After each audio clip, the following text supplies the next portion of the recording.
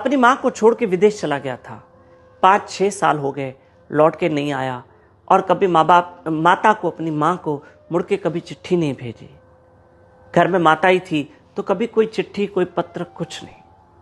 एक दिन उस माँ के पास एक पत्र आया जो पोस्टमैन ने उसको पढ़ के सुनाया। माँ जी, गुड न्यूज़ है कि आपका बेटा आप वापस आ रहा है विदेश से और आपके लिए आ रहा है, आपके लिए बहुत बड़ी खुशखबरी है। माँ बहुत खुश हो गई, बहुत। और जब बेटा आया तो बलाएं ले रही है, रो रही है, गले मिल रही है। बेटे ने कहा, माँ चिंता ना करो, अब तुम यहाँ नहीं रहोगी, अब मैंने विदेश में बहुत बड़ा बिजनेस सेट करके रखा है।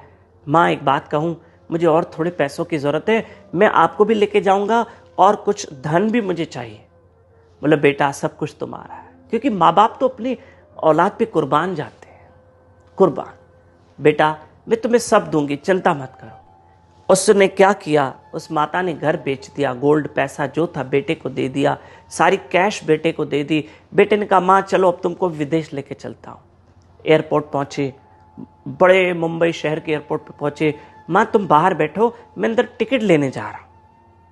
और वो सारी प्रॉपर्टी, पैसा जो था वो बेटा लेके एयरपोर्ट अंदर गया। माँ बैठो, मैं टिकट लेकर आ रहा हूँ। सुबह से शाम हो गई, बेटा टिकट लेने ही गया, अभी तक वापस ही नहीं आया। किसी ने उस माँ जी से पूछा, माँ जी सुबह से शाम तक बैठे हो, कोई आने वाला है?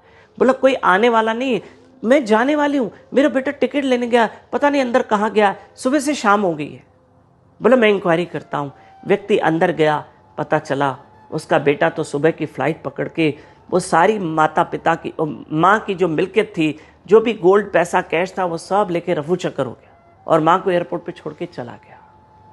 और जब उस माता को पता चला तो बहुत रोई कि मेरा बेटा मुझे छोड़ के चला गया, मेरी कमाई, मैंने घर बेच दिया, मैंने गोल्ड, सोना, पैसा सब उसको दे दिया और उसने मेरे साथ इतनी चीटिंग, इतना छल किया कि सारी मिल्कियत लेके चला गया और मैं यहीं एयरपोर्ट पे बैठी हूँ और मुझे कह रहा है टिकट लेने जा रहा हूँ और आ रहा हूँ और टिकट के बहाने वो सब लेके।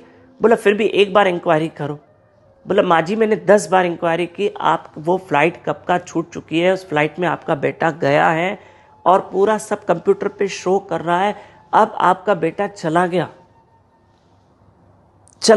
बोला, अब मैं कहाँ रहूँगी? बोला, क्यों माँ जी आपका घर नहीं है? बोला, सब बेच बाच के तो उसको दे दिया। बोला, चलो किसी रिश्तेदार के घर जाके रहोगी, हम आपको ऑटो गाड़ी में चढ़ा देते हैं, आप किसी रिश्तेदार घर में तो रहो। तब उस माता ने कहा, जब अपना ही अपना नहीं रहा तो कौन मुझे साथ देगा? जब मेरा बेटा ही मुझे छोड़ के चला गया, मैं किस पे भरोसा करूं? उसने तो कहा मैं तुमको विदेश लेके जा रहा हूं, न उसने तो मुझे न देश का छोड़ा, न विदेश का छोड़ा, न घर का छोड़ा, न घाट का छोड़ा।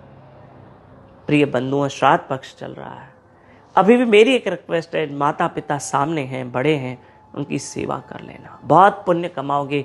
आज से हमारी भागवत कथा जयपुर शहर में है और आप सब जो है आज शाम से हमारे साथ लाइव रहना, 4:30 से 7 बजे डेली 21 तारीख तक श्राद्धों में भागवत कथा सुननी चाहिए, यूट्यूब चैनल दामोदर दास पे लाइव रहकर।